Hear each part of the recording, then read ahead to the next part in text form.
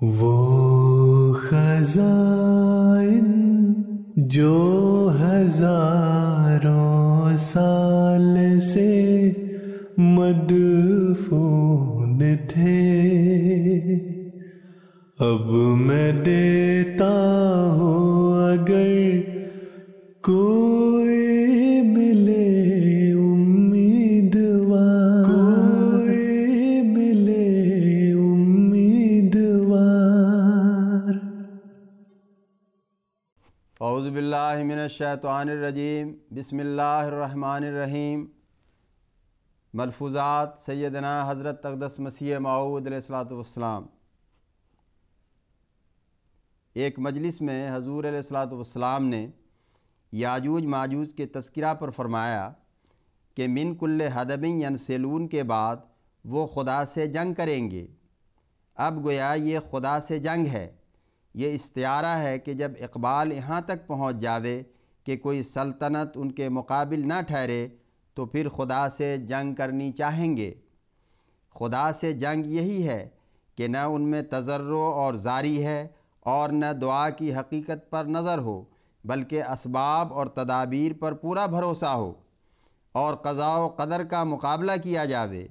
ڈوئی کے سامنے جو ہمارا مقدمہ تھا اس میں بھی خدا نے یہی فرمایا کہ ہم گویا اتر کر لڑے، انا تجالدنا فانقطع العدو واسبابہ، اور اس میں دونوں دشمن ناکام اور نامراد ہے۔ جب قضاء و قدر اٹل ہو تو پھر جو کوئی اس کا مقابلہ کرتا ہے تو گویا خدا سے لڑائی کرتا ہے۔ یورپ کی سلطنتوں اور خاص کر ہماری سلطنت کا بہت بڑا اقبال ہے۔ حدیث سے یہی معلوم ہوتا ہے کہ ہر سلطنت میں طاعون جاوے گی، ان کو خدا کے تصرف پر یقین نہیں۔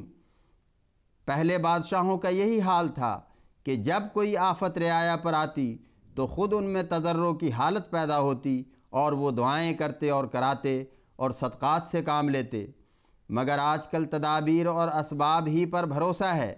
دعاؤں کو لغو اور بیہودہ شے سمجھا گیا ہے، اور اصل تو یہ ہے کہ قضاء و قدر کا سارا سلسلہ تو سچے خدا پر ایمان لانا تھا۔ جب حضرت عیسیٰ علیہ السلام کو خدا مان لیا پھر اس سلسلہ پر کیوں ایمان لائے؟ انی احافظ کل من فی الدار۔ حضور فرماتے ہیں اللہ تعالیٰ نے جو ہمیں بشارت دی ہے یہ سچ ہے اور یہ ایک نشان ہے اس کی طرف سے۔ اللہ تعالیٰ کسی علاج سے منع نہیں کرتا بلکہ شہد اور مشک وغیرہ کا خود ذکر کرتا ہے، اس لیے اگر ٹیکہ ضروری ہوتا تو سب سے پہلے ہم کو حکم ہوتا۔ خود گورنمنٹ کو بھی اس پر پورا وثوق نہیں ہے۔ یہ الہام جو انی احافظ کل من فی الدار ہے اس میں ڈرایا بھی ہے، جبکہ اس نے فرمایا ہے الا الذین علوا باستکبار، جو لوگ فسق کی پرواہ نہیں کرتے وہ اللہ تعالیٰ کی اس ذمہ داری سے الگ ہیں، اور جن لوگوں کی زندگی کا درجہ ختم ہو گیا ہے وہ بھی الگ ہیں، اور سب سے آخر یہ بات ہے کہ نسبتاً جو ان میں ہیں وہ محفوظ رہیں گے۔ قرآن شریف میں بھی آیا ہے کہ اللہ تعالیٰ مومنوں اور کافروں میں ایک فرق رکھ دیتا ہے اور ان میں فاروق ہو جاتا ہے۔ اللہ تعالیٰ ہر شے پر قادر ہے۔ اس زندگی پر کیا مزہ ہے جو حشائش پر ہاتھ مارتا ہے؟ وہی زندگی بہشتی زندگی اور قابل قدر زندگی ہے جس میں اللہ تعالیٰ سے تمسک ہو، ورنہ حشائش پر ہاتھ مارنے والوں کی زندگی کی تو ایسی مثال ہے جیسے بلی کے بچہ کے پیچھے کتا ہو اور وہ چوہے کے بل پر ہاتھ مارتا پھرے۔ کیا انسان ابتدا میں وحشی تھا؟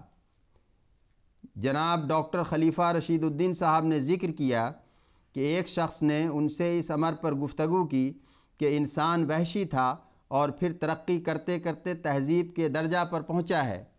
اس پر حضرت مسیح موعود علیہ السلام نے فرمایا کہ جب ہم انسان کو مہذب دیکھتے ہیں تو کیوں اس کی جڑ تہذیب نہ بتائیں؟